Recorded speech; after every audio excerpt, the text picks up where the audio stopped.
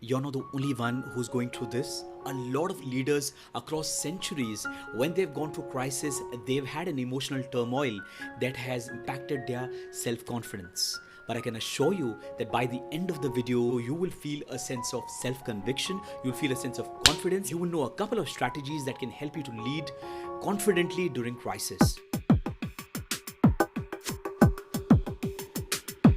Hi, my name is Dsouza, author of the book Fallen to Rise, a motivational speaker, a leadership speaker. This channel helps you to build your leadership capabilities, your mindset, and consistent motivation. So if you haven't subscribed to the channel yet, go ahead and do that right away. So, what happens during a crisis to a leader? The leader is expected to have all the answers to questions. The leader is expected to confidently guide, lead, and direct the team wherein he may not have an answer. One of the reasons behind this is unpredictability and uncertainty in the business creates a sense of the leader not trusting himself. The outside-in approach. Now this is a term that I coined during one of my keynotes at Bangalore. Now what this means is, as a leader, sometimes when you're working in a business, in an organization for a long period of time, we tend to be tempted to keep looking everything within the organization. We tend to be focused and fixated on what's only happening within the organization. Now this results in you not being aware of what's happening outside the walls of the organization. And it seems to be alright. It does not impact anything you feel.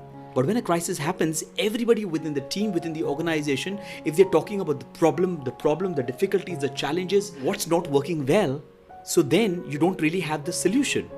You don't have an innovative way to handle the crisis. And that's where I recommend you to look outside as well. To look outside for success stories as to how leaders made their setback their comeback. How did the leader use their failures to their biggest success stories? How failing teams became performing teams. Now the outside-in approach can really help you. Jay Abraham, who's a business marketer, in his book The Sticking Point Solution, gives a powerful perspective that really works for a lot of business organizations and leaders. This is what he recommends. He recommends that don't just have an outside approach, look also for examples of innovation, of success stories, of how leaders led in a completely different type of industry compared to yours. For example, if you work for an IT organization, why not look for success stories from a manufacturing organization too? If you work for a pharma organization, why not pick up innovation success stories from the media industry? Learn lessons, get a higher perspective, and start looking at possibilities in times of difficulties and crisis. So that's one good way. Glenn Lopez in a Forbes article shares that leaders must get out in front of the crisis by practicing what he calls circular vision. It's basically the ability to see around, beneath, and beyond what they're looking for. Now, in plain terms, this simply means when we are really trying to handle a crisis situation, it's one thing to focus on the problem and find a solution, and the other thing is to be completely fixated on the problem and the crisis. Sometimes we could be so immersed in the problem, so fixated on the problem that we aren't able to logically find out a better perspective, a better problem-solving idea. Now that automatically creates panic in us, that automatically creates irritation and frustration in the way we lead our team. So one great way is to look beyond the problem, possibly to look around the problem, possibly to look beneath the problem, and then say that right now I've done the best I could. Now here is a little example.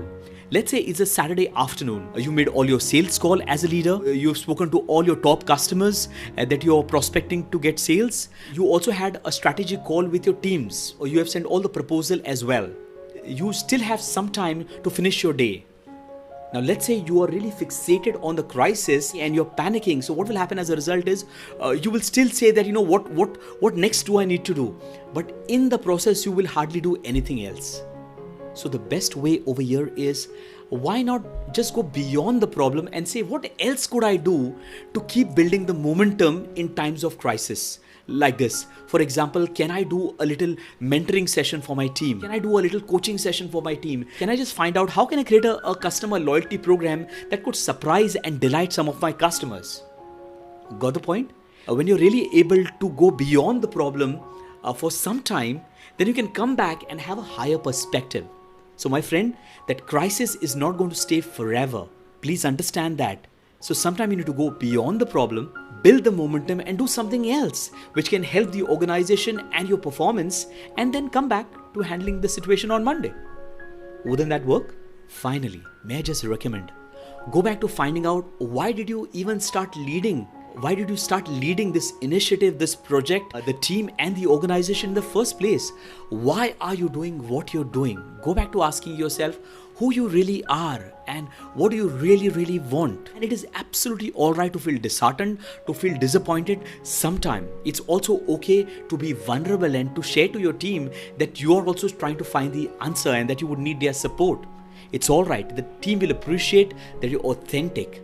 But more than anything else, my friend, remember, start building a higher perspective. Start building a higher thought processes by following the 2 steps that I suggested: outside-in approach and circular vision. I hope this video helped you.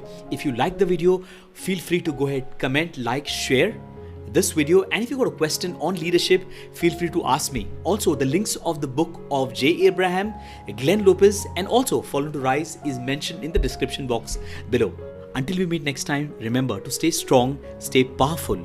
You as a leader can come out of this crisis because the situation is temporary, but you are stronger than the situation. Thank you and take care.